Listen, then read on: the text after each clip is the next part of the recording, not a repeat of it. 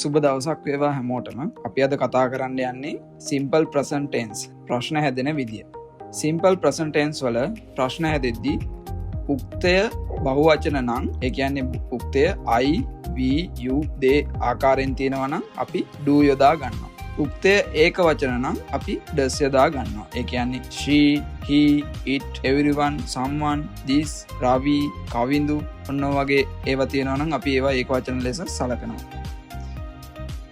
හොඳයි, අපි දැන් බලමු sample examples කීපයක්. පළවෙනි එක, do you have a boyfriend? ඔයාට පිරිමි යාළුවෙක් ඉන්නවද නැත්නම් කොල්ලෙක් ඉන්නවද? දෙවෙනි එක, do you like ice cream? ඔයා ice cream කන්න කැමතිද නැත්නම් ඔයා ice cream වලට කැමතිද? තුන්වෙනි එක, do they go to school every day? ඒගොල්ලෝ හැමදාම ඉස්කෝලේ යනවද? හතරවෙනි එක, do they go to temple every Sunday? ඒගොල්ලෝ හැම ඉරිදම පන්සල් යනවද? අපි බලමු දැන් ඒක වචන යොදාගෙන කොහොමද ප්‍රශ්න හදන්නේ කියලා. පස්වෙනි එක, does she have a boyfriend? එයාට කොල්ලෙක් ඉන්නවද? නැත්නම් ඒ ගෑල් ළමයාට කොල්ලෙක් ඉන්නවද? හයවෙනි එක, does he have a car?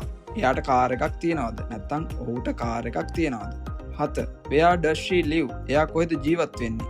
8වෙනි එක, does he speak English? ඔහු ඉංග්‍රීසි කතා කරනවද? ඔයත් හැමදාම මේ වගේ ඉංග්‍රීසි දැනුම ඉම්ප්‍රූව් කරගන්න කැමතිද?